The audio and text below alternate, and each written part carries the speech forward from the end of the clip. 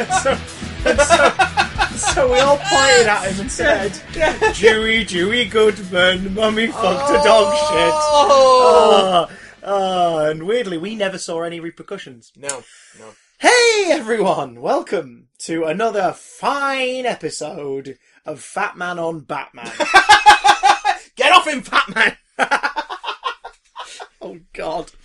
We're live from the Scum and Villainy Cantina here in Los Angeles. I'm Kevin Smith.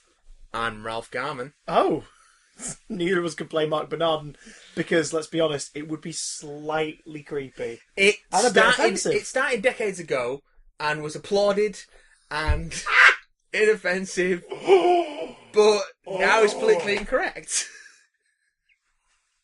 Oh God! Also, it's steamed hams. Yes, it is. For maximum memeage. If you ever want to date this podcast, just cut it in half and count the Simpsons references. Big damn cast, but it's steamed hams. Still more relevant than the Simpsons. Hey everyone, I'm Chris. I'm Matt. We are 90% fat, and you will have to deal with that. Yeah, I'm about 76% fat. Oh, but no, I mean we're 90%, like, of all fat.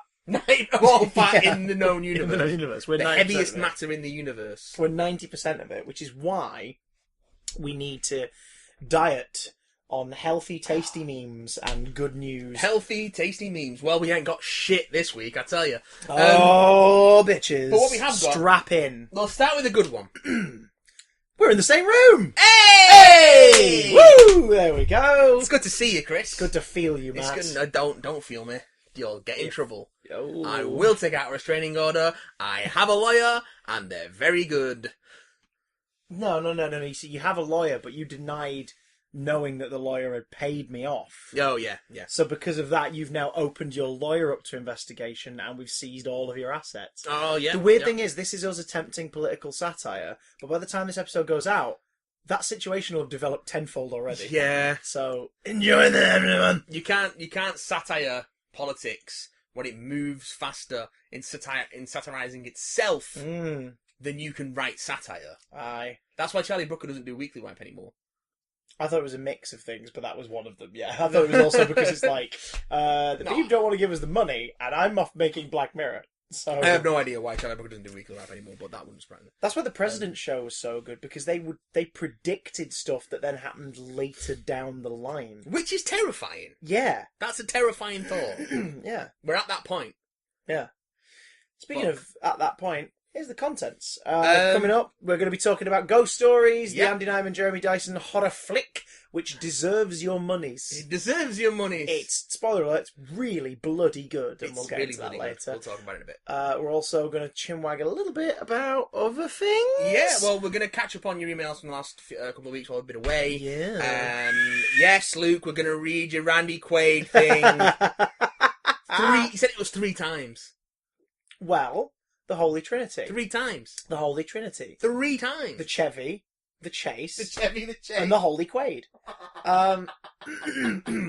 We're also going to be touching up a bit, literally gross, on the Stan Lee situation. Yeah, we're going to talk about... But first, joy and frivolity, for Christmas has come early. Christmas has come early with the first official trailer for the upcoming Jason Statham versus Giant Shark movie, The Meg. Now, for the longest time, this was confusing me, because didn't Arnold Schwarzenegger do a zombie movie called Meg a couple of years ago? No, he did a zombie movie called... Little Dirty Bill. Oh, it had a girl's name because it was about his daughter turning into a zombie, but I can't remember what it was called. Megan? I've seen it. It's not Megan. Shut Up, Meg? That should be the title. That should be the sequel to The Meg. Shut up, I'll Meg. look it up. Hit us with The Meg. Look it up because I've seen it and it's quite good. I've seen The Meg you. is... What? It's a movie starring Jason Statham from the director of While You Were Sleeping and Cool Runnings. Maggie. It's out in Maggie. It's quite good. It's very good. I didn't even get to the end of the search. It just hit me. The Meg. Yes. Looks like a movie in which Jason Statham and a actually rather diverse and interesting cast fight a giant shark. Because of course. Because and by giant shark, I mean there's a bit in the trailer that Jason Statham goes, "It's a megalodon." Like, okay, sure. Oh god. That's the thing that Jason Statham would say ever.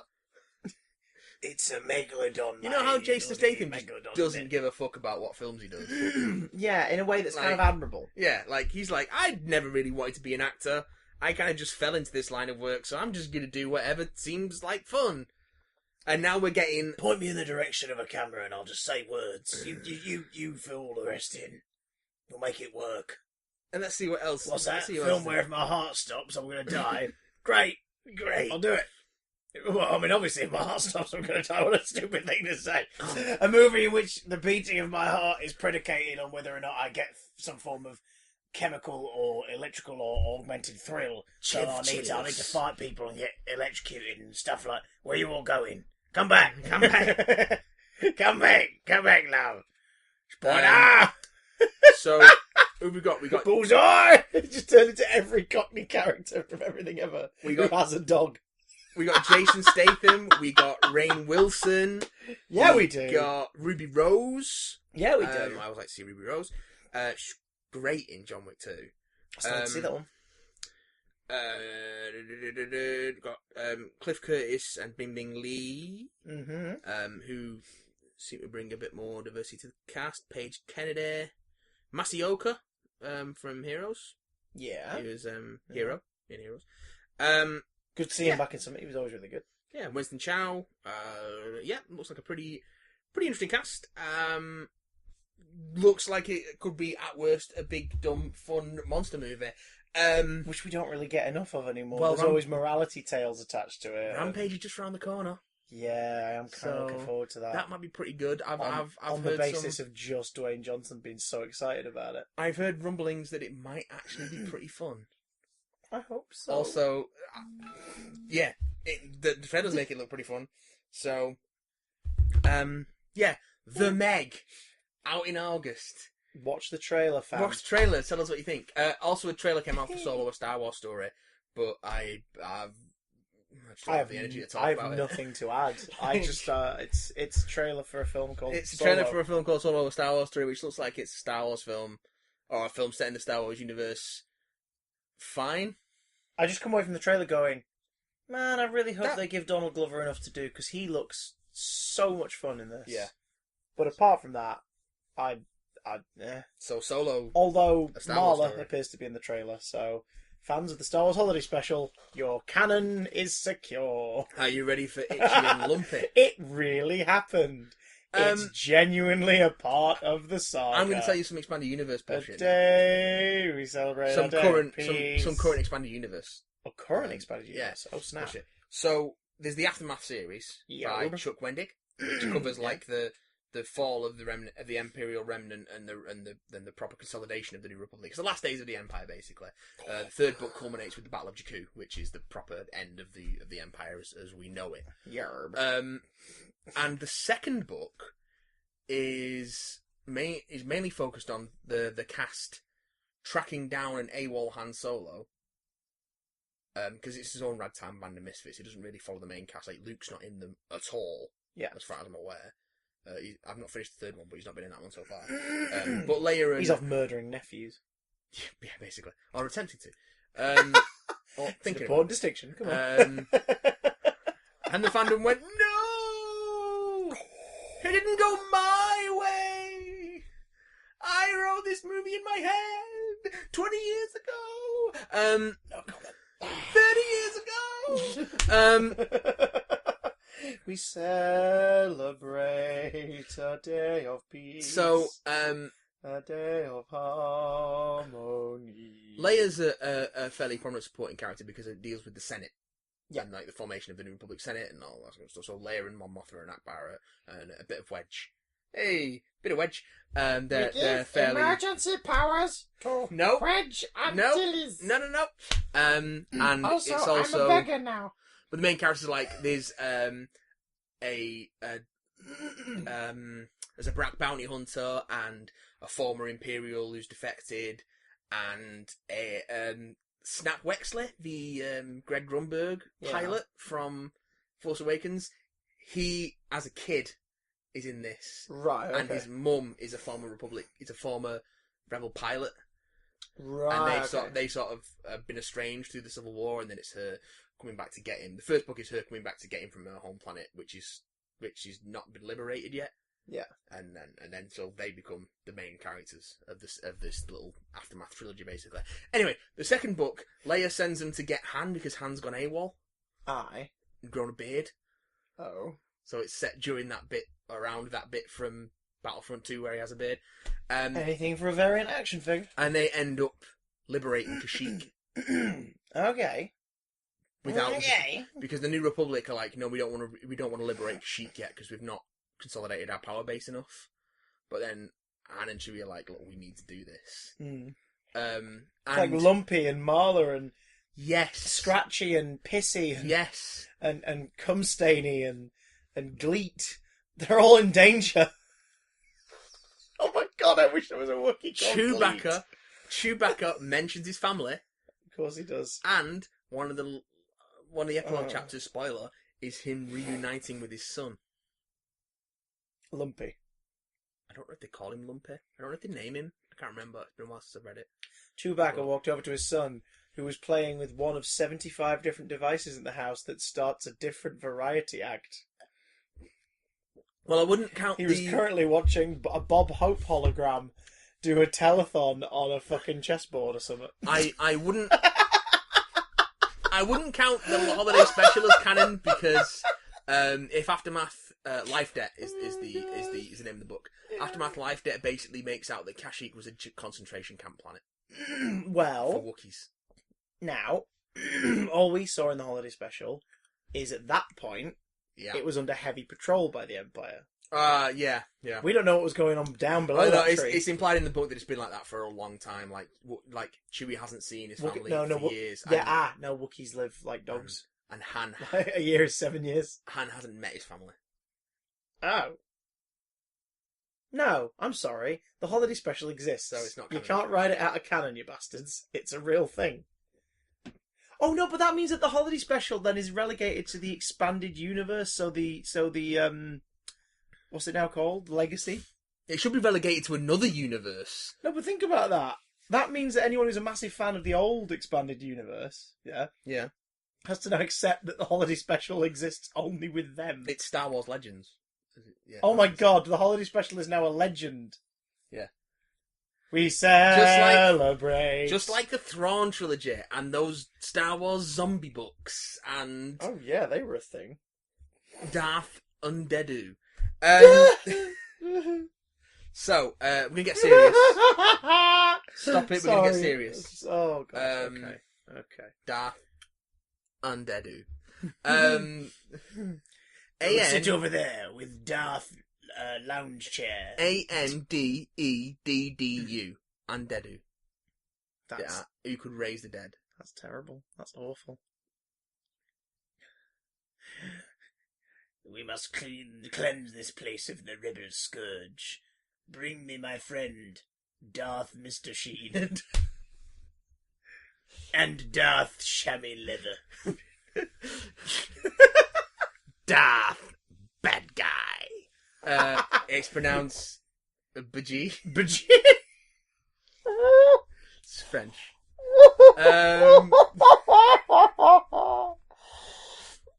Lord Vader, arrange a meeting with Darth Not a Very Nice Man. Oh, Darth Pederast.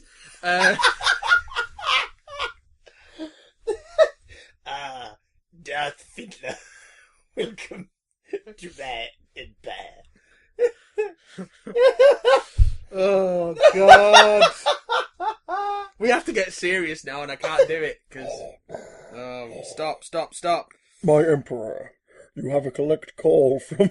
No. Darth, that uncle who won't go away. No! Tell him to go away. I've tried.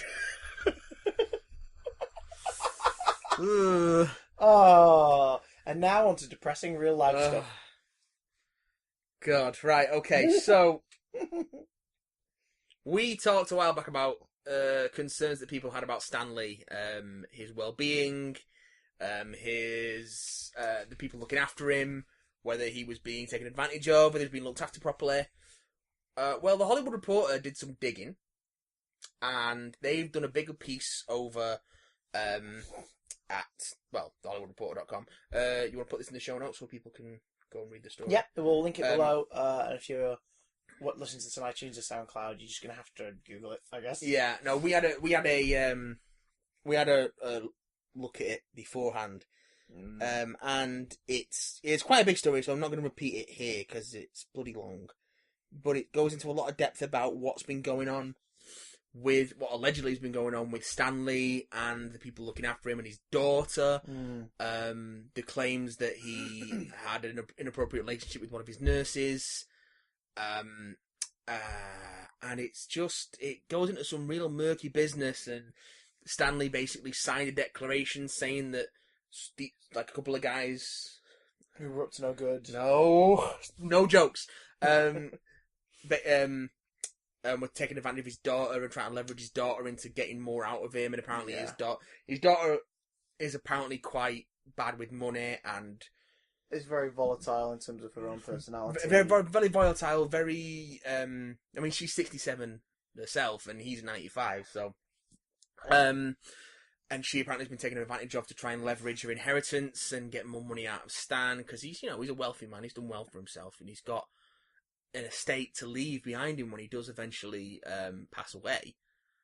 Well, I don't want that to be soon. Please don't let that be soon. And it's confusing. It's even more confusing having read that as to what's going on with who's doing what. Well, I mean, the report sort of speculates the report doesn't speculate at all, but it sort of leads to the thoughts early on in the report that perhaps his daughter is doing or is being led into doing something really dodgy here. They also have, but then later on there is a video statements from Stan where he claims that any comment made against his daughter and one of the people involved are completely false, and that they're his best friends. Yeah, and he says previous stories, especially from the nurse who used to look after Stan, not the ones who made claims against him, but one who sort of stood up for him and looked after him, and was only recently sort of let go from that. She claims that she had borne witness to occasions when his daughter was abusive towards him. Well, there's an account of when their daughter was physically abusive to both Stan and his Stan and Joni. So it's like, okay, is Stan protecting his daughter in these statements? And there's as videos a father of him. probably would, but like, there's a video of him coming out and saying that the statement he signed was signed under false pretense. Yeah, and that due to his failing eyesight, he has people obviously dictate all legal documentation to him to make sure it's fine. People he trusts, and yet, unless they just made up a statement on the spot to him, it seems rather odd. Do you know what I mean? It's so is Stan trying to sort of let people know that there is something wrong, but at the same time feels pressured to not say it outright? Well, I feel or is he being pressured into defending them?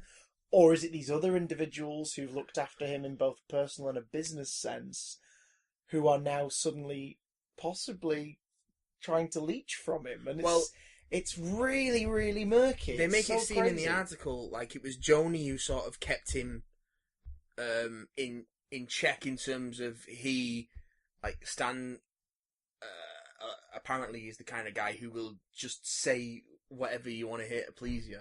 Yeah. Like he's he doesn't like to get in conflict with people. He'll say whatever to sort of keep the peace. And apparently it was Joni who sort of helped shield him from some of the more dodgy aspects. Yeah. And now she's gone. Not necessarily the case. It seems like there's basically two camps of people fighting over Stan's inheritance while he's still alive. Yeah, and it's whether kind they're of shitty. but what's made it really murky is you can't tell if they're doing it for their own personal gain, or if they're doing it to defend against the other to protect him. You can't tell if either party has Stan's best interests in mind, because both of them say that they do, but things that both parties are doing don't seem to bear that out. Yeah, It's a very, very murky situation, and the only takeaway I've got from it is just that I hope Stan's okay. Yeah, but I mean, massive, massive props to Todd McFarlane, who obviously knows where Stan lives. So the other day, just drove straight just to at him. The end of March, April 5th, he put up a post on Facebook.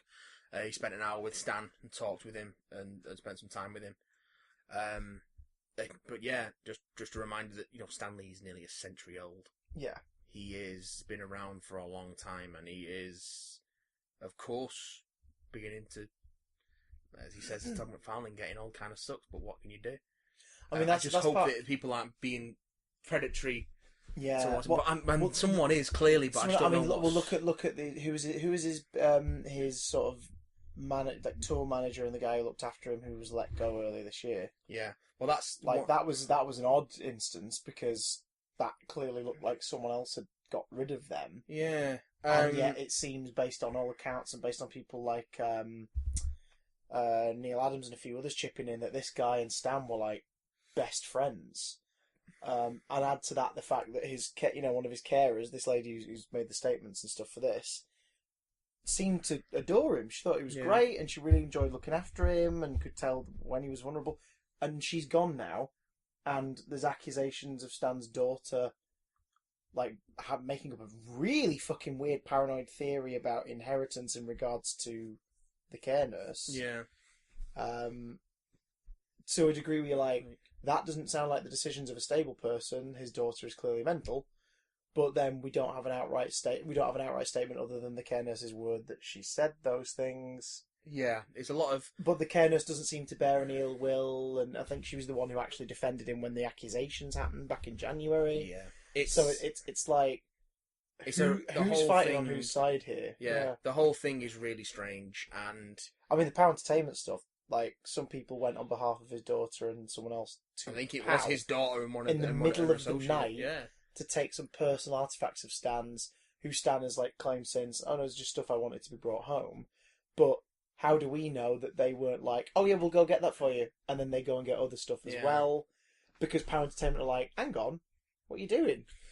Going into our building in the middle of the night. Yeah, okay, fair enough, you do it on Stan's behalf, but really? No one gave the boss or someone a heads up, say, hi, we're just going to pop to the offices. Sounds mighty suspicious. And it's just like, why? Yeah. The whole thing is just, it's a fascinating and sort of tragic mess. Just because at the centre of it is a man who's now widowed and is vulnerable. And has spent the year and a bit since his wife's passing readjusting, but also showing that he's not letting it stop him do the things that make people happy and that he seems to enjoy as well. He did a convention for the first time since this weird shut-in period has begun.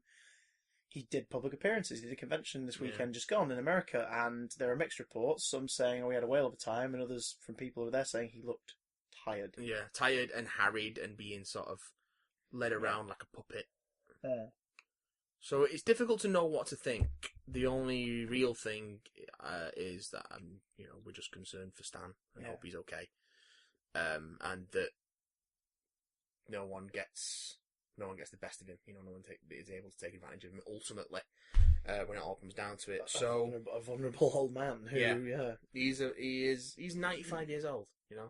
He's even the most spry 95-year-old is still more vulnerable than most. So hope you're alright. Hope you're alright, Stan. We'll keep you guys abreast with any further stuff if it comes along over time. I'm sure you'll hear about it, if not from us, then from some news source. But go check out that Hollywood Reporter story. It's fascinating, as I say, if tragic reading. Yes. Let's talk about something a little less serious. Let's talk about ghost stories. Yes. And I don't mean Please, motherfucker. random things you tell around the fire, and there was a ghost, and there was a witch, and it was deadly. It was the haunted Billy Hum Hay! I ain't talking about Are You Afraid of the Dark? Hey, I'm talking about... I present for the consideration of the Midnight Society Hey, I like Are You Afraid of the Dark? the tale of the dirty cloth. The dirty horses. There's something else. The dirty horses. You dirty bastard. Andy Nyman and Jeremy Dyson's stage play from 2010. Yarb. Opened in Liverpool, transferred to Lyric Hammersmith, transferred to Duke of Wales. No, transferred to the West End first. Yeah. And then closed in 2012, and then reopened at the Arts in 2014. Yes, it did. I did a limited run there of, I think it was 120 shows. Which is when I saw it. I saw it at the Arts, and you saw it 4 times prior to that? 3 times at the Duke, I think, and 1 time at the Arts, yeah. Yeah. I devoured it like it was crack. Because, my God, it was good crack. That was very good crack. Great crack. So, psychologists are giving a lecture about 3 cases dealing with the paranormal. Yeah. He's a skeptic.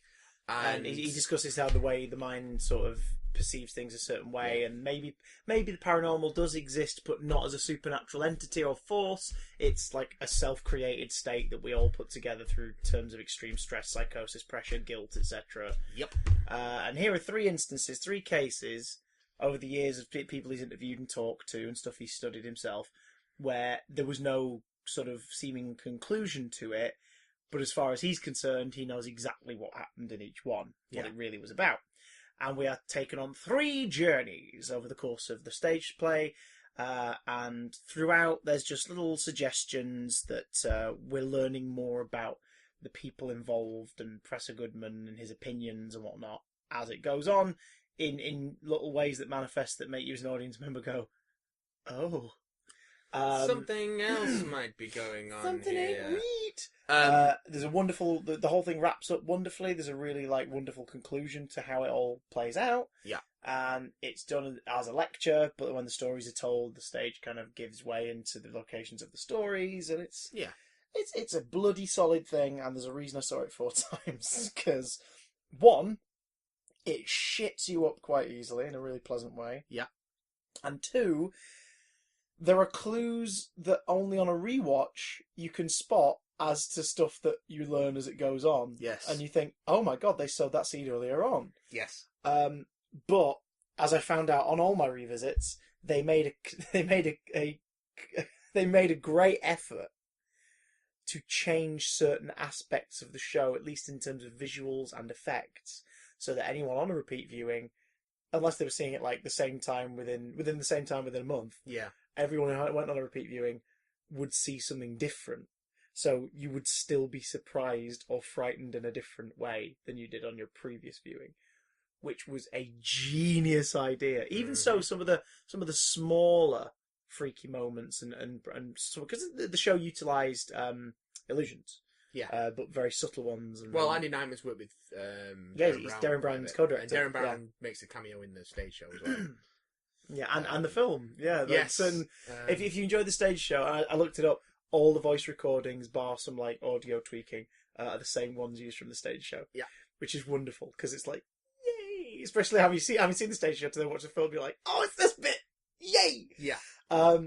So yeah, it did its run over here between the London original London occupancy and the return. It went to Canada, I believe. There's a tour in Australia. And so it did well elsewhere. It's got a following, and I think it became just a point of they were either looking to adapt it eventually, or because there's no current version, they went, right, do you know what? Let's make it to a film. Yeah. Because Andy Nyman, I know from some interviews, grew up on this stuff, but Jeremy Dyson, we know, alongside his fellow League of Gentlemen, grew up on anthology horror and that very specific period of early 70s portmanteau and just these freaky freaky supernatural films. And boy, does it show! Yeah, Ghost Stories is a 2017/2018 movie co-directed by Andy Nyman and Jeremy Dyson. Adapted by them from their stage play. It stars Andy Nyman as Professor Philip Goodman, reprising his role from the original Liverpool run and the first few months of the London run, which was weird for me because I got to see him play that role on stage. Yep. So then seeing him in this again was like, oh, this is weird. It's like the stage. Another actor from the original stage cast as well makes a cameo as another character as well in this, which is quite nice. Yeah. Who else is in it? It's Paul Whitehouse, who's really bloody good. Yes, Paul Whitehouse is fantastic. I'm weird with Paul Whitehouse. I love The Fast Show, and I enjoy a lot of the stuff he's in, but for some reason he sometimes really puts me off, and I don't know why. It depends what character he's playing. Yeah. Because they can be a bit samey. Yeah, in this, holy crap, really good. Yeah, really, like, really great. it's just, and again, it's a part that on stage was normally played by an older actor. Yeah. Paul Whitehouse is about the right age for the part, but he doesn't come across as the more fragile age that the actors on stage have played it. But it works really well. Who's the young actor who's hang on, I've got it here. Plays Simon. Yeah, Paul Whitehouse plays Tony, who features in the first story. Story of a man who's a night watchman at a warehouse, which one evening some shit goes down which he's never been able to explain, and sort of eventually led to, it's implied, an early retirement, or at least like staying clear of going out working at night. Yeah. That story's freaky as sin if you're frightened by things like the dark, weird, unexplained noises. Yeah. Creaking doors, and Russian fellas on the other end of a walkie-talkie. Thank you a lot, Tony. And you're freaking. Thank you, Tony. Alex Lawther plays Simon. Rifkind, who's a young lad who borrows his mum and dad's car one night, and on the way back from a party runs out of fuel in the middle of the woods. Yep. What else have I seen him in? Shut Up and Dance, Black Mirror. End of the fucking world. Yeah, you've not seen that Black Mirror yet, have you? I've not seen that Black Mirror. I've He's seen terrific. A bit of End of the fucking world. That is one of the most uncomfortable things I've ever watched, that episode of Black Mirror, and he's superb in it. Yeah, he's very good at making you uncomfortable. And being uncomfortable and just... being sympathetic and also someone you would not want to ever be in the same room. Oh, God, no! Yeah. God, no. He's excellent in this. He's a really nice addition. Yeah. Martin Freeman portrays the final role, the distraught businessman who, I think he's called Priddle. Simon Priddle. No, not Simon. Mike Priddle. Mike Priddle. Yeah, that's Simon Rifkin. Yeah. Martin Freeman plays Mike Priddle, who is a businessman who, on like the sort of the 3 or 4 week like deadline toward his wife's expectancy date 'cause she's pregnant. Yeah. It's a late pregnancy, though. It's a late pregnancy, but spends a really odd night at home where he starts to see things. And the stories, as they were on stage, remain pretty much intact. Some visual things are changed in certain ways, which I'll talk to you after this, actually, because there's a few things I noticed. Yeah. That made me go, ooh. We're not going to get into spoilers here, because... just like the stage play. Yeah. Well, the play, when you arrive, the setting gives you an immediate vibe. And at the very end of the show, a voiceover asks you very politely to keep the secrets of ghost stories. Because this show, and as it turns out, this movie, work best if you know nothing beyond the initial premise. Yeah. We're only telling you stuff that the trailers have discussed, but we're also giving our opinions on it. Mm-hmm. But don't you worry, no spoilers this week, because that would actually ruin the experience. And of course, if you've actually seen the stage show, or if you've already seen the movie, if we're talking about something obliquely, you'll know what we mean. Yeah. Because you'll have seen it. Now, the wraparound is a nice change, because obviously in the theatre, the lecture works brilliantly, because the first 15 minutes of the show is just Professor Goodman talking to you, the audience, because he's talking to an audience in an auditorium, a lecture hall. So it makes perfect sense. For the film, they can't do that as much, but there is a sort of nod to that with a documentary style opening. Yeah.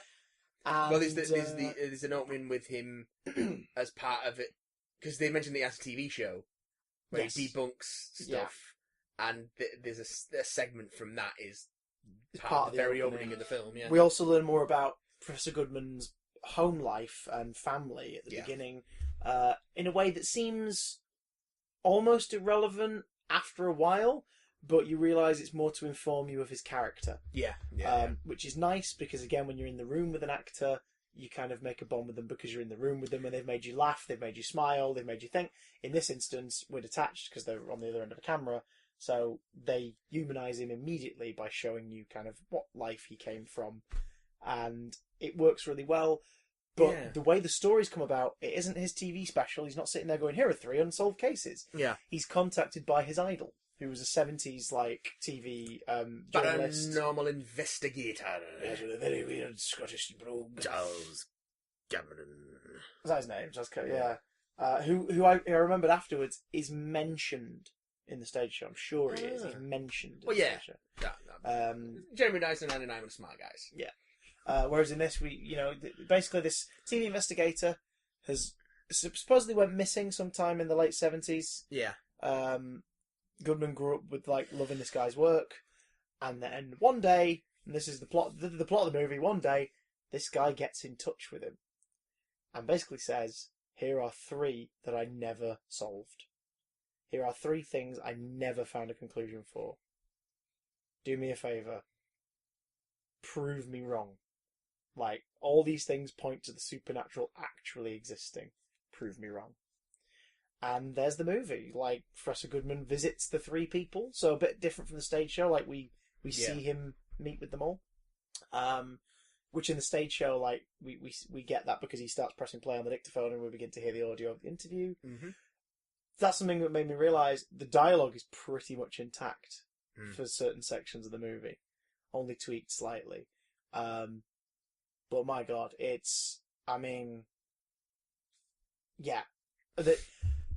not many translations from stage to screen manage to retain what made the show work. And I think a lot of that is just down to the medium, but at least in terms of the how the story leaves you thinking about it afterwards. Yeah. The movie definitely does that. It finds new ways to make the effects of the live theatrical experience translate to film, but it also utilises a few of the stage show's methods. Yeah. Because they're quite unique to the medium of cinema. So it's let's see what happens. Let's see. Yeah, I think it does a really smart and efficient job of doing of making all that stuff work for a different medium. And what was nice about it is it's still quite restrained. Yeah. Oh God, I mean, the actual element of a horror movie in terms of here's a ghosty thing or whatever. The first one of those doesn't rear its head till about 25-30 minutes in. Mm-hmm. When the first case story properly begins. But even then, when it's not, it doesn't spoil money shots for you. It doesn't overdo things. Because I saw this and I saw A Quiet Place on the same day. Yes. I double billed them, and A Quiet Place is also very good, but we're going to wait till you've seen that so we talk about that properly. But what struck me about them both is they are both quite restrained in what they show and do, and they resist the temptation that so many movies, particularly genre movies, have nowadays, where they just spurge everything.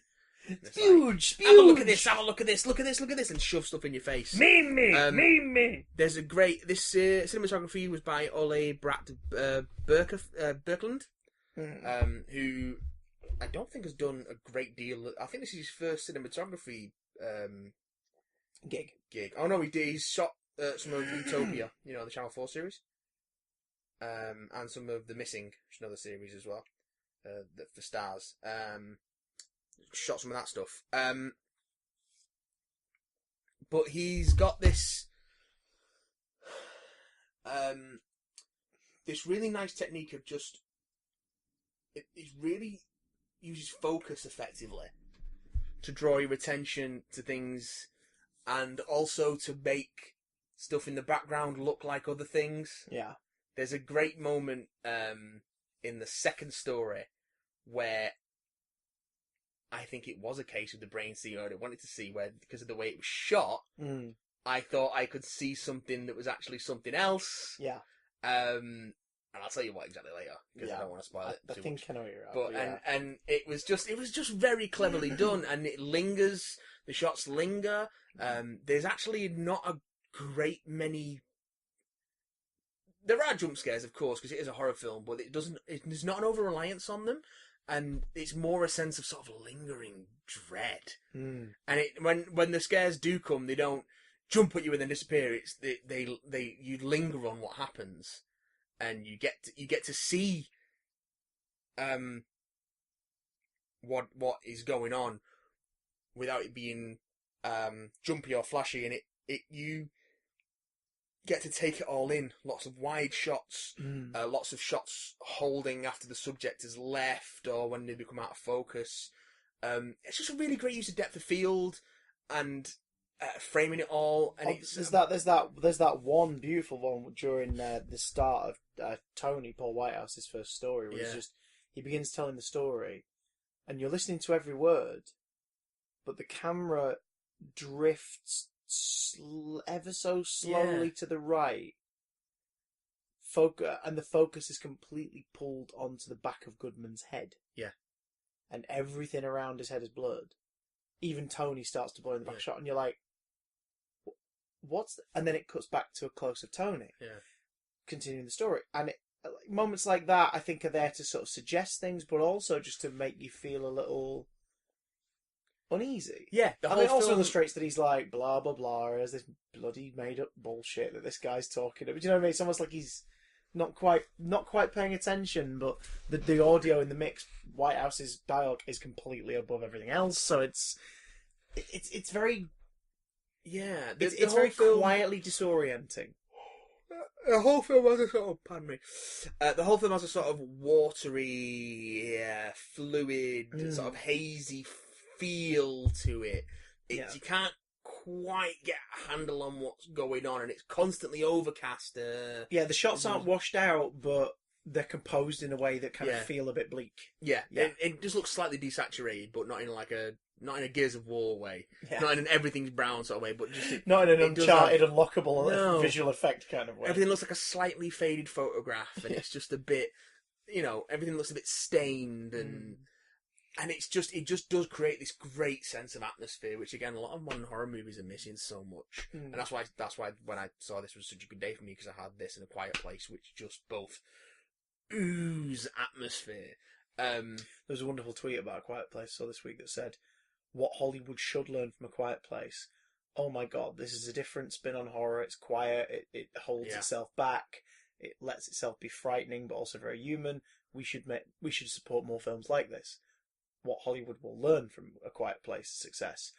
Cool, let's commission A Quiet Place 2, a spin-off, a prequel series, an Amazon TV show. It's like, no, that's... I mean, don't get me wrong, I'd watch another A Quiet Place, but I worry that they would lose a lot of what was good about this one. Yeah. Ghost Stories is... like I say, it's an exercise in mood and tension and atmosphere.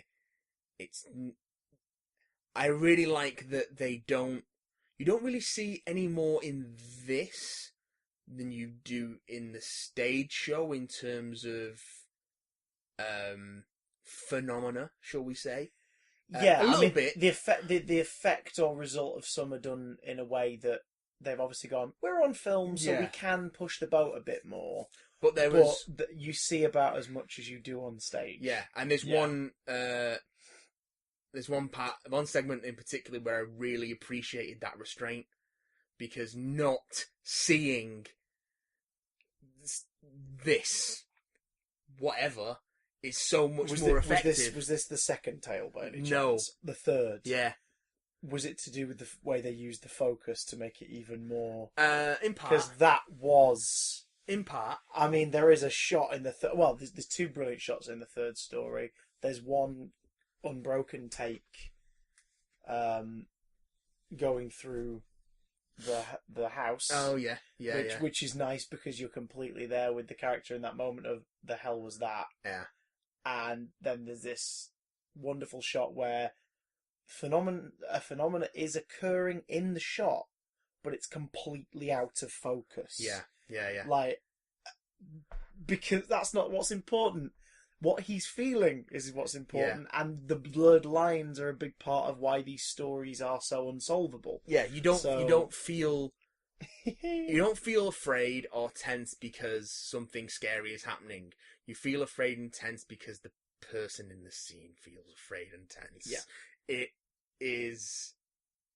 It's brilliant like that, and I just really applaud the restraint that they showed. Yeah, because how many other, like, if they hadn't have kept hold of it, and if it had been palmed off to another director and adapted by 2 more different screenwriters, then it would have been like one of the lesser Blumhouse projects, for example. Yeah. If it had been gone that way, it's kind of like, oh, they just would have blown the whole wad on showing you everything. It's like, we're on film now, you can show all the details, and we'll CGI this and prosthesis this and puppet that and whatever. It's like, cool, but that misses the point. Yeah, of why this story was effective in the yeah. first place. Um, there are a few extra bits and pieces in there that I can see some people who enjoyed the stage show being a bit like, oh, why'd they do that? But it's the reason why we're not giving spoilers, like, without giving away why that is as you can probably ascertain, there's kind of there's an angle to the story which obviously becomes more clear as the more it goes on. Yeah, exactly. The film, I think, phones in the clues a little more. Like that, they go a bit more, look, clue, but I think that's just because of the way the story is framed here. But also, I think, whereas in the stage version, it's more to do. Well, I know we're going in knowing, and I think because we know what it is that we're seeing, we click straight away. But I would be interested to hear from people who haven't seen the stage show and have seen the film, because obviously I can't go in not knowing what I know. Yeah, and it's that's I true. think that would be a really interesting experience. So I kind of wish I could just erase my memory of ghost stories and watch this fresh. But what is nice is that the new wraparound has been done in such a way that if the show were to now come back, even people who've seen the film would still definitely get something out of the show big time. Yeah. Because the wraparound's different. The breadcrumbs are scattered in a different way, in a much more subtle way in the show. And also, just the visual effects used in the stage version, the illusions that are used, have to kind of be seen to be believed, because you're like, there's no way they could do that. And you see it and you go, how the hell did they do that? The stuff they do in the stage show, even and especially in a space as relatively small as the arts, was just incredible. God, especially when they kit the space out to fit the show's theme as well. It's a shame that it's not still on, because if you had which isn't in the film, but quite rightly so, because subtlety was a little more needed for that stuff. But what they replaced it with worked very, very well. Yeah, good lord. And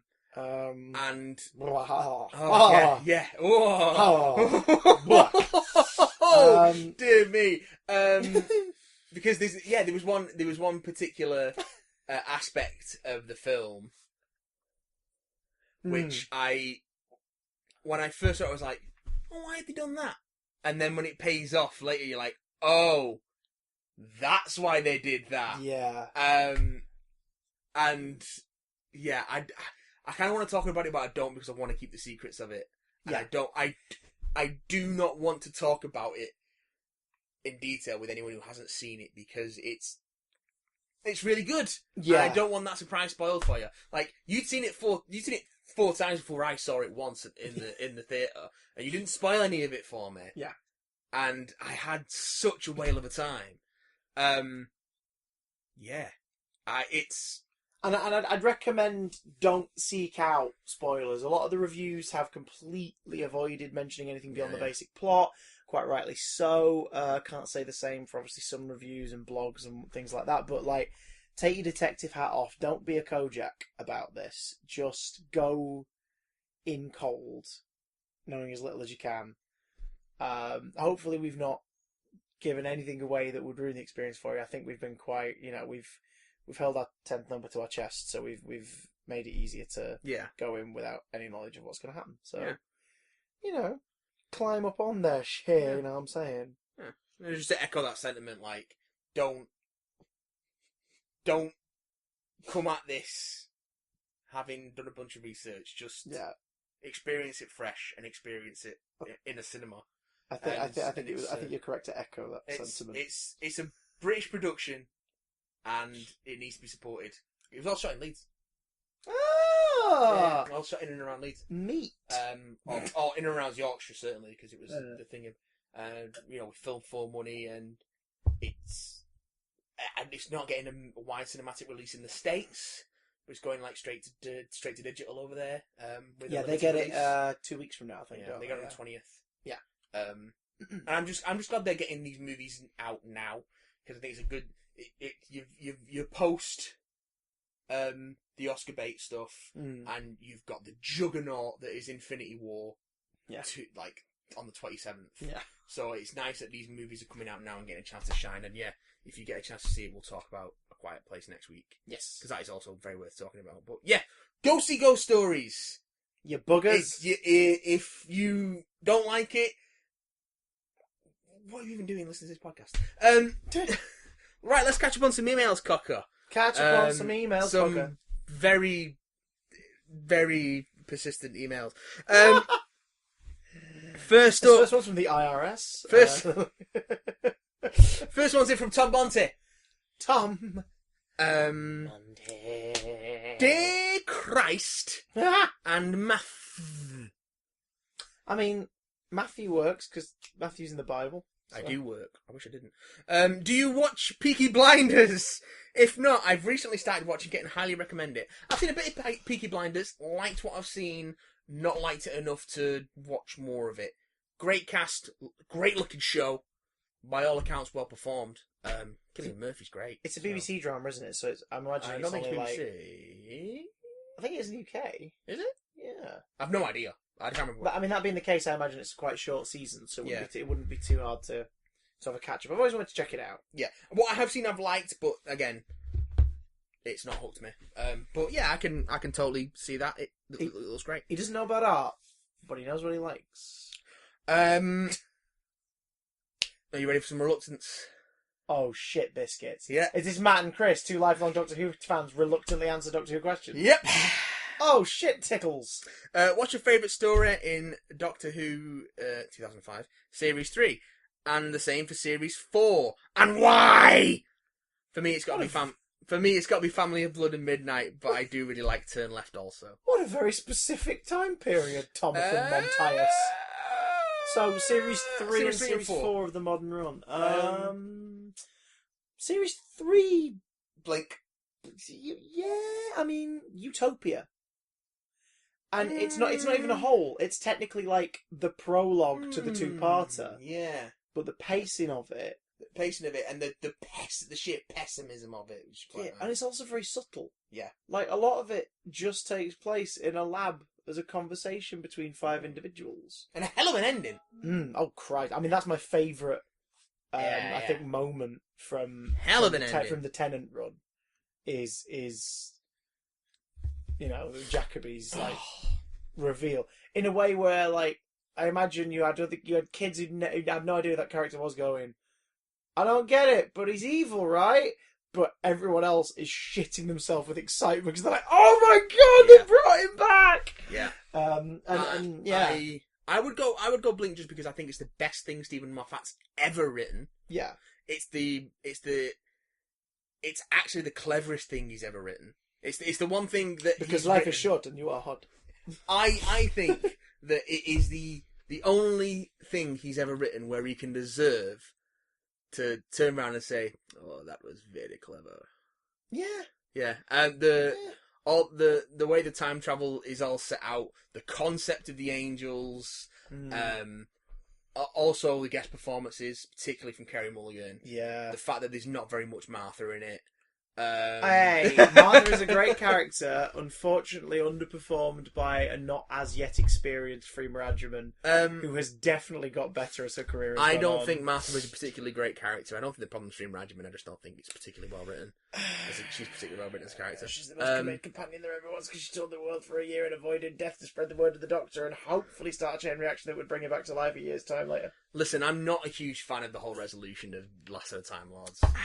so you can't really pull that one on me. Well, you know what happens now. What? I forgive you.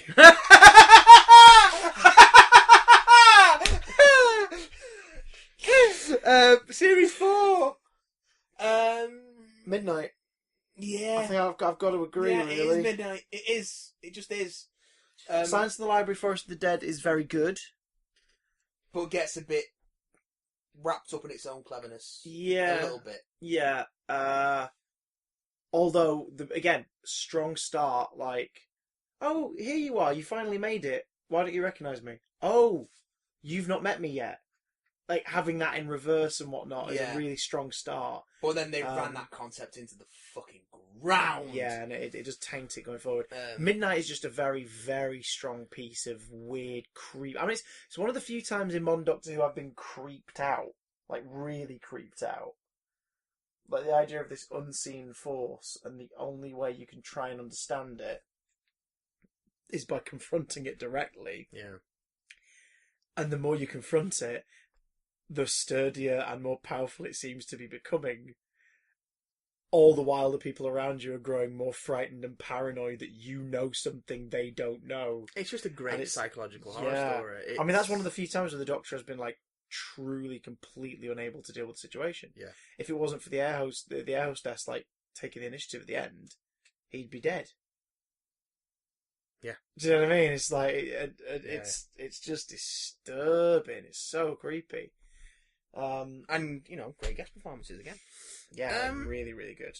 Yeah, I love Midnight. And also there's that wonderful, back before Doctor Who kept doing it, in the Moffat era, you get the what if of Turn Left. Like, here's a what if episode of a screwed up timeline. But also Stolen Earth and Journey's End on broadcast was one of the most exciting fucking things I've ever watched go and, like, out. I have a soft spot for those sort of popcorn munchers episodes, like Event TV, but they don't hold up to repeat viewings as well as the more self-contained stories do. I mean, they're fun and they have their place, and of course they're made to be like, hey, this is great, everyone's back, and oh, it's the Daleks, and oh, it's Davros, and all the companions are on the console. And you know, it's great, but it's, you know, it doesn't. The shine wears off after a while. Yeah, it felt right. It felt right at that time, perfectly. Yeah, it doesn't become. It's not an all-time classic, but it's a great popcorn muncher. You know. Yes. It's no The Thing. It's more of a. The Thing comic book series that comes out and you're excited off your tits that it exists, so you read it and you love it, even though it's kind of terrible. Yeah. Although it's Stolen Earth Journey's End isn't terrible. It's not The Thing. It's more John Carpenter's vampires. Okay. In terms of, like, okay, I'll take that. One person's work. I'll take that. It's not The Thing. It's more John Carpenter's vampires. Well, you know, it's not his best, but it's pretty good popcorn fare. Dirty that. Ninja Luke. Ninja Luke? Ginger Luke. Ah. Strap in for this one. Oh, God. Because he says, hey, Big Damn Cast, short one this week. You fucking liar. You liar, Luke! Because it's this email, plus the email you sent twice before this! Just in case we forgot! Oh, bless you. Bless your eyes. Bless your cotton neck. I've been working on my short film over the past few weeks, for which I can now confirm the cast. Some names you may recognise. Mm-hmm. Ken Young, Josh Trett, Greg Austin, Freya Hannon-Mills, and Stuart Hardy. If you can't remember where you know him from, Greg Austin is most known for playing Gordon Selfridge in Mr. Selfridge's and Charlie Smith in Class. Yes, the BBC's from the universe of Doctor Who. BBC's possibly Big Finishes. Oh, have you seen that? God, no. There's been some images shared. Stop Big Finish. Well, if people really loved it, they've got a chance to have more, so fair enough. Yeah. And, yeah, we need to see this short film that you're doing. How are you getting, like, professional actors for your short film? Why? You're doing very well, Luke. I'm a little jealous. It's a pleasure to have such a great cast, and I can't wait to share it with all of you. I can't wait for you to share it with us. Why don't we get to do short films with proper actors? What are we doing with our time and life? Crying, mostly. I mean, that's what I spend most of mine doing at the minute. Don't turn 30, guys. Never. You turn 30 and realise what you haven't achieved, and when someone as young like Ginger Luke comes in and overshadows everything you've ever done with a short film. Ugh. Never. Real. This is why I'm on medication. I will try to submit... Yes, Luke, you're why Matt's on medication. Yes. No, you're not. Disclaimer: that's not what you. I will try to submit it this time, as the last few occasions you've pre-recorded it. Here is my Randy Quaid poem you suggested I wrote a month or so back. That was a suggestion. It wasn't an instruction. But for those who don't know, a few months ago, Luke was talking about Randy Quaid in an email, and we jokingly was like, I think we said something like, "Right, bloody poem" or something. He did, and Ginger Luke has. So I'm gonna read it because I admire your chutzpah. He admires your moxie, your pluck. I like your moxie, kid. Yeah.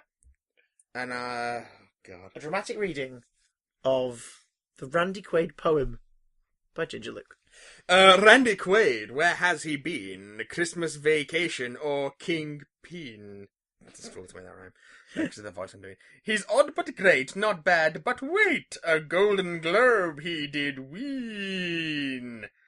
Randy Quaid, why is he here? A little odd with a glass of beer. Eddie's Island adventure, needing brain and denture, he always is more far than near. Randy Quaid, but who are you? Is his career in acting old or new? Is he good or bad? Is he happy or sad? Just watch his films and sit right through.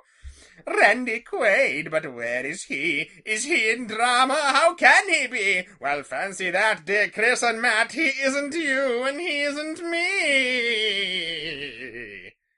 That was a lot more intricate than I was. It's pretty fucking like. That was really well done. Why did you put so much effort into something so flippant? I'm very impressed. Well, he's making short films. I imagine Luke's just like shitting out content at a rate of knots. Oh, He's had some kind of inspiration curry, and now he's shitting out content at a rate of knots. How old did Luke say? Like 15 or 16 or something? Like, I think he's actually lying. I think he's like 65. How are you doing this well? With a youthful verve. How are you doing that? I was barely a human being at that age. Like, Jesus. Called it. He's a cyborg. I was a terrible teenager. Like, I couldn't get my shit together for 2 minutes at a time. I'm honestly jealous. Cyborg Luke. Keep doing what you're doing, man. It's good stuff. I asked my local theatre if they could host an Out of the Broom Cupboard show and gave me some details, which he sent us. So that's something to think about for future. Out of the Broom Cupboard is entirely dependent on how it's going to grow slowly, as these things do. So, yeah, don't worry. It'll be a thing eventually. We'll know eventually. Yeah. Don't mind the whippets. Yeah, it's not something we're going to be able to do, like... I'm not sure we're going to be touring it this year, you know what I mean? No. We got to see how it goes. But yeah, thanks Luke. Please, as impressive as it was, no more Randy Quaid poems. It was impressive, but no more Randy Quaid poems. I think the concept's just broken your mind. I mean, that was actually really good, but no more. No Randy Quaid poems. That was in the inbox 3 times. Not for Tiny Matt. His mind cannot take the Randy Quaid of it. Thrice times 4 stanzas. 80 Randy and Quaid. Ollie sends. Greetings. Bonjour, Christopher et Mathieu. I'm going to do the rest of this in French now because why not? I hope you are both feeling scrumptious today. Yeah, right. As an off and on and off and on and off again listener, I don't always know if any questions I have you have already been asked. So please excuse me if I sound like a broken record of Peter Andre's Mysterious Girl, as I'm only trying to satisfy my own curiosity. I thought he was going to say, because I'm only trying to get next to you. I'm not doing that for the rest of the email, because that's just tiresome. My question... Good voice, though. My question... Oh, thank you. It's almost like I'm a professional. My question to you cheeky little monkeys...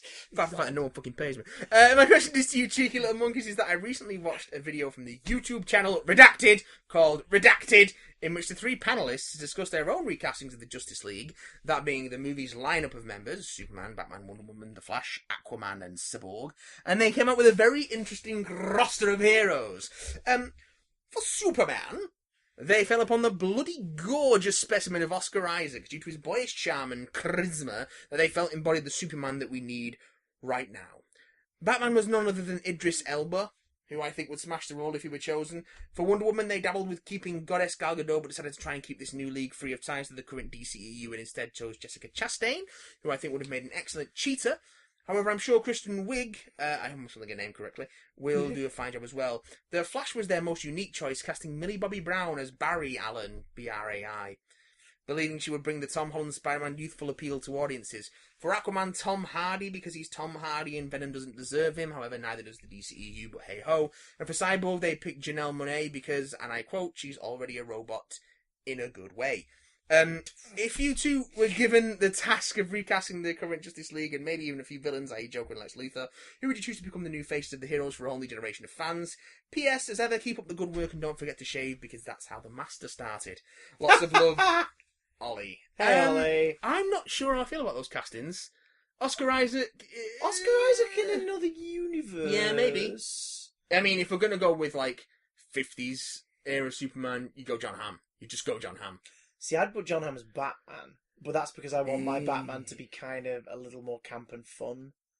Yeah. I think I said on this podcast ages ago, there's a beautiful alternate universe where we have a Batman movie with John Hamm as Batman and Taron Egerton as Tim Drake. No, Dick Grayson. Just sod it. Have him older, on the cusp of Nightwingism. Okay. So the movie starts with them having been a team for a while. Hang on, Taron Egerton. That's Eggsy, right? Yeah. Yeah, him. Yeah. Yeah. So they're up and running. They are 60s Batman style. We've met nearly all the villains. We know what we're doing. We're freaking great at this. Do we want to go for younger versions of these heroes or established versions of these heroes? I think established. Established versions of these heroes. If we're recasting this, they're not in the DCEU. It's clean slate Fresh time. Just because it's in my fantasy already, that idea of that movie, John Hamm as Batman, Taron Egerton as Robin. Bring Robin along. Yeah. Who do you think of Superman then? I like. Who do I like as Superman? Who do I like as Superman? The world's greatest Superman! I don't know what the fuck this voice is, but I'm enjoying it.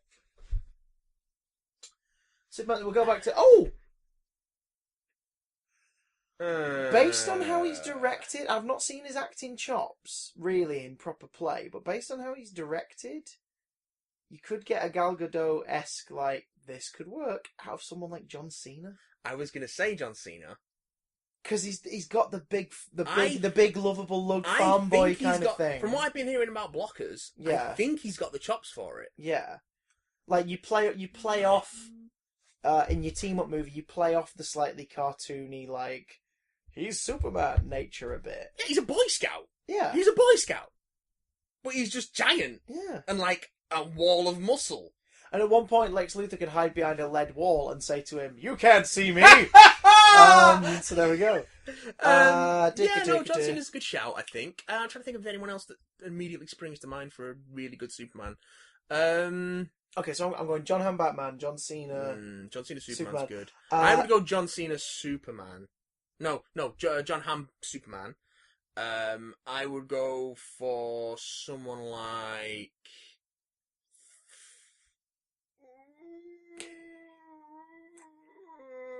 Which character are you thinking of?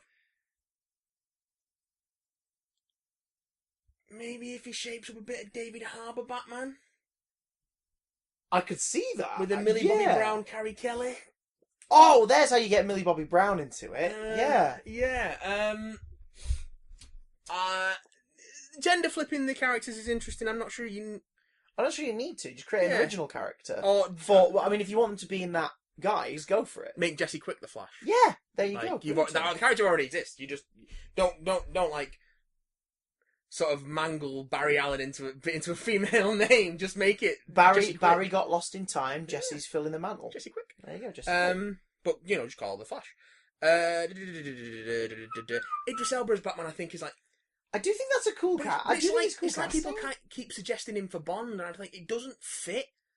Like, I think Bond is too much of a misogynistic, imperialist fossil of a character for a modern black man to play him without too much sort of cultural baggage. Yeah, and I think you could sort of say the same thing about Batman without you could do it, but you really have to sort of retool the backstory of the old money of the Waynes, because that old money African American thing is not so much a thing in the States. I mean, forgive me if I'm being ignorant about US culture, but I just don't think that there's that sort of no, I agree. It's old money like Wayne dynasty. No, you could 20, totally 30, do it. 40 years down the line. Obviously, it wouldn't be yourself because it'd be fucking geriatric. But 20, 30, 40 years down the line, you could certainly, I think, play a bit more with like maybe Wayne's ethnicity because I could absolutely the old money thing would be naturally replaced by that point by sort of post-war profiteering or something like that for the lineage of the Waynes. I also think it is essential to his character because Batman is essentially a right-wing authoritarian character. Like, no matter how much people like to try and dress it up, Superman is the liberal. Yeah. Batman is uber conservative. Yeah. And you if you retool the character into something... some of his beliefs don't line up. It's like the whole, in terms of right to bear arms, he's like, I have the right to break your fucking guns in two. But even so, I think if you retool that character, yeah, he doesn't need to be so violent. Yeah, and authoritarian. In which case, John Hamm Batman, not Batman anymore. Spirit of adventure. Yeah, make him more Adam Westian in a sense that it's more like, and you have other characters outside of him going, is he dragging that teenager around and fighting crime? Yeah, that's weird. Yeah, why is no one pointing that out? Because ultimately, Batman is as psychotic as his villains. He just channels it into something more morally good and sound. That's the only difference. John Krasinski Batman. Because of that fucking chin, boy! Oh, he does have a chin. Chin! Only thing keep his beard. No, he can't have the beard. Who was Batman? Was Bruce Wayne. He's got the same beard. He's got to have the chin. And also he's charming. John Hamm! He's charming as fuck. Yeah, no, but John Hamm's Superman. John. Oh, and you're a cat, yeah. I know she's maybe a little older than the role would require for physicality, but here's the thing. I'm casting this with the sense of it being a character-driven story that obviously effects can aid. Yeah. However, at 48, she's still kicking ass. Gina Torres as Wonder Woman, please. Yeah. All right. Like in my version's a little more fan wanky, old school truth, justice, and the American way. So I'm not as beholden to the characters' like Greek origins here. Gina Torres as Wonder Woman, I think, would just be really freaking cool. I mean, this is also fantasy casting. Like, you don't fantasy cast by saying an actor I don't know yet from this part of the world. Do you know what I mean? So Gina Torres as Wonder Woman, as a Diana who's like been around the block. She knows what the hell she's doing, and she's just badass is her natural setting. Wonder Woman, I've got a few ideas for. You could go Katee Sackhoff. Yeah, You could go... I don't know what she was like in the pilot that never got aired, but I think physically Adrienne Palicki's a really good shout. Because she's tall as the mountains. Yeah, and it'd be cool to see her in a costume that actually looks good on camera. Yeah, and she's statuesque and she's got poise. I think she's, what I've seen her in, she's pretty good. Trying to think, Jessica Chastain. I'm not as big a fan of that. I'm not sure she's got the.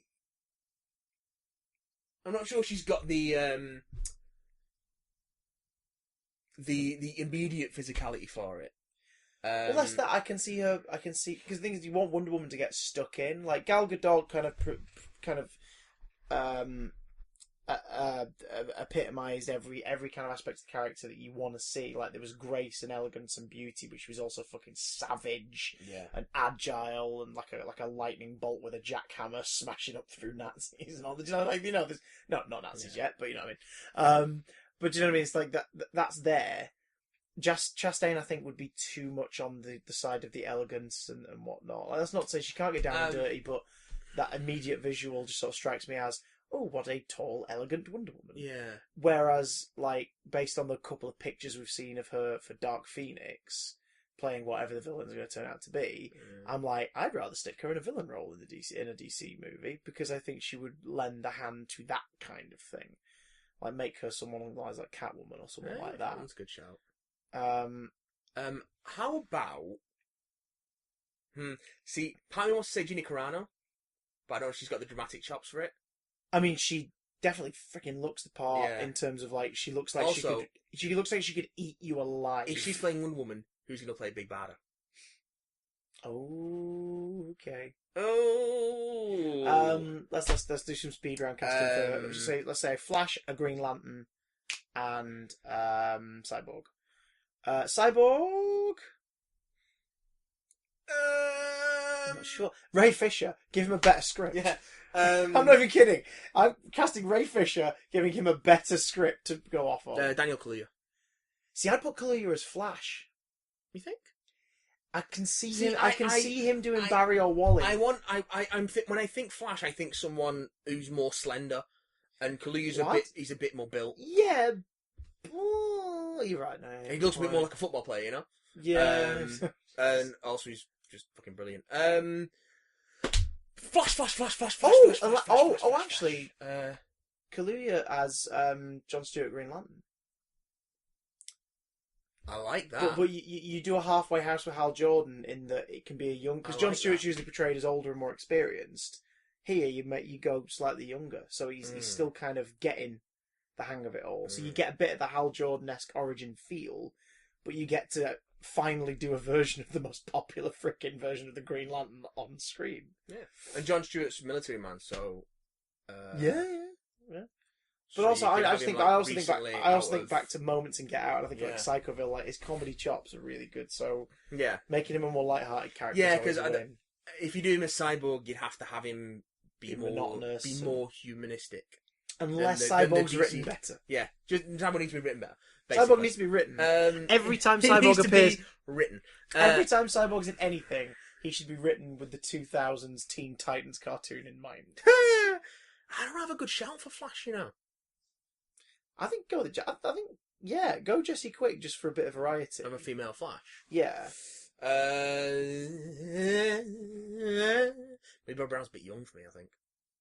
I honestly think she's way too young. Like if she was your Carrie Kelly, Robin. She's like 13, 14. Yeah. I think people think she's older than she is. Well, I think the internet's doing the whole thing like, it's Queen. It's like, this is a child. Yeah, leave her alone. Like, she's admire how brilliant her work is. Yeah.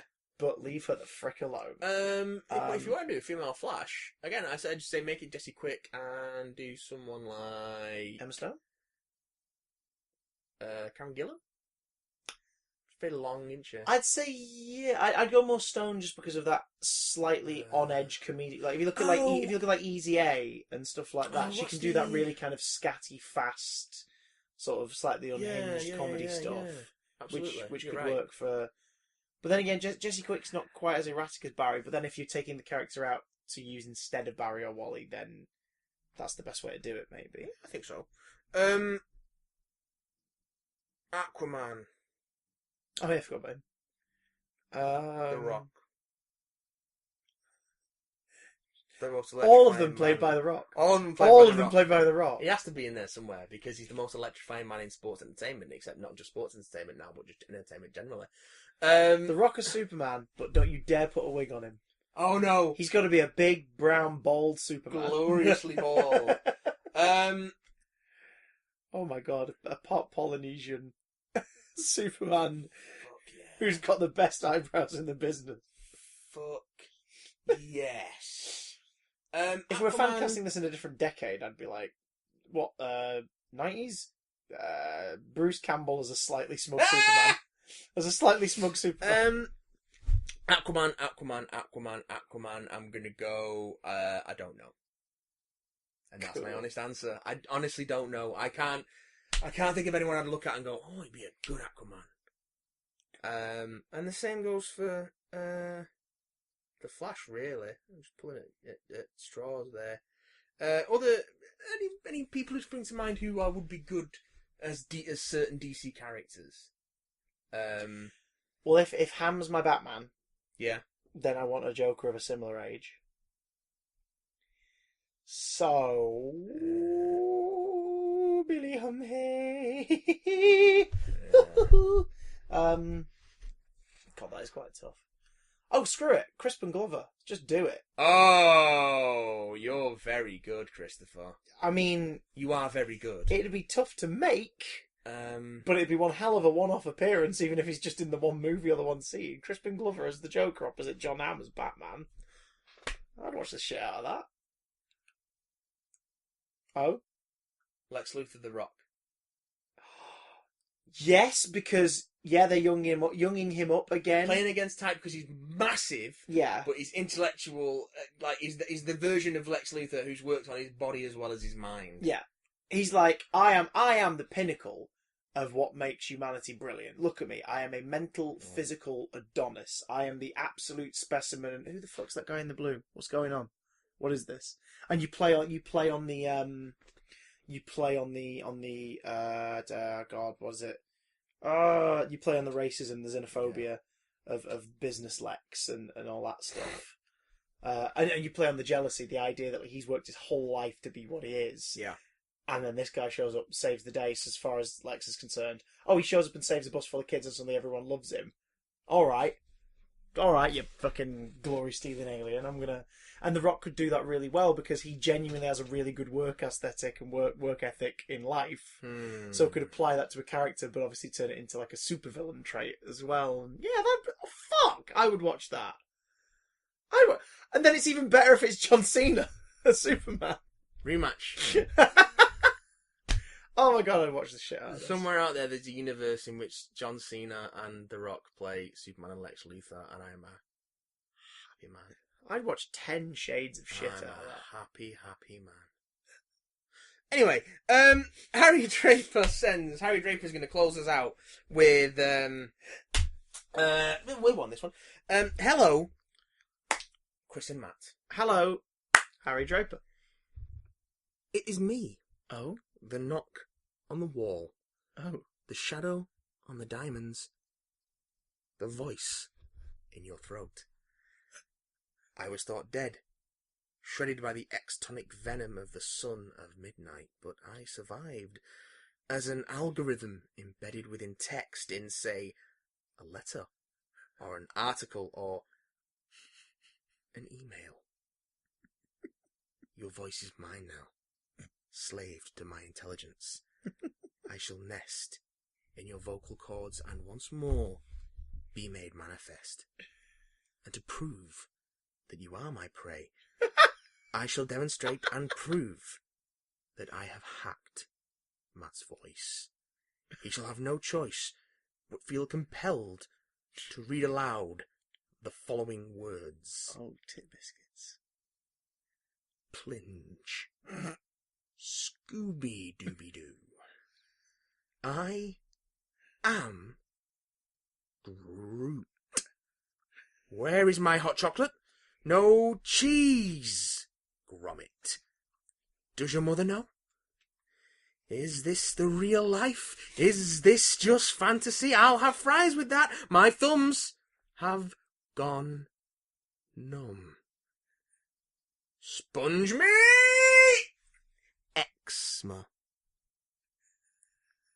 Clara is the best companion. Oh, God. In Doctor Who. What have you done? Lovely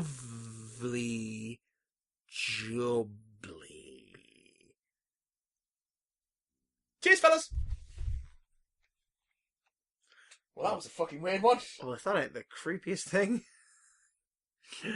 On that note, we need to go away for some medical counselling. In the meantime, if you'd like to get in touch with the physicians who are looking after us or the ward responsible, you can email bigdamcontact@gmail.com.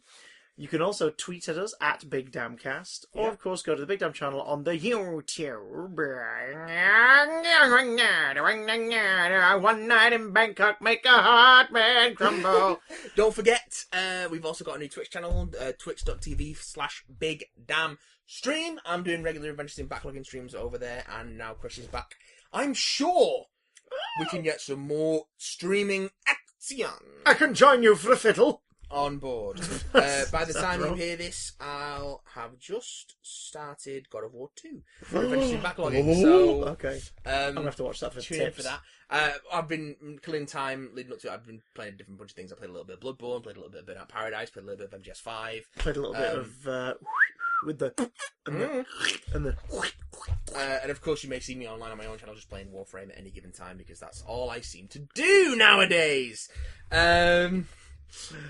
Once my broadband gets better, I might finally join you. 205 hours I've logged in that game. Oh, that's worrying and also impressive. Although that's 8 solid days. 8 days. However, some of that is from 2014. I'm not sure how much though. I think more than half of it is from the last 2 months. Because I'm going to go home now and play some more. Because I've got a Mirage Prime to level up. Thank you very much. I don't know what that means. It means good things. It means good things. How good?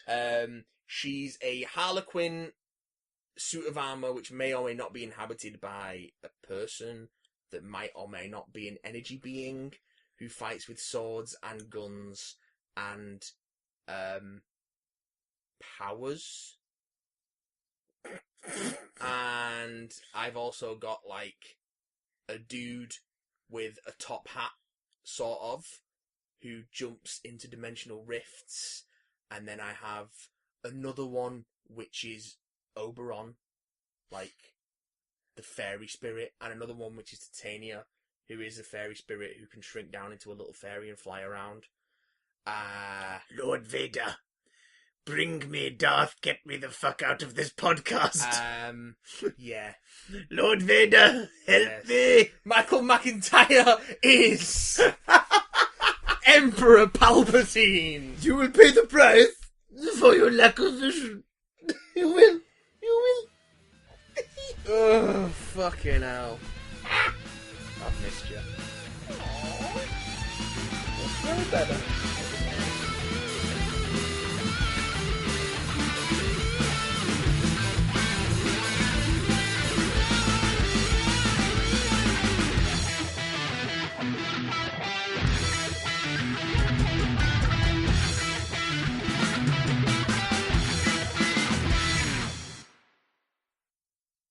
How about now? You spoiled it now.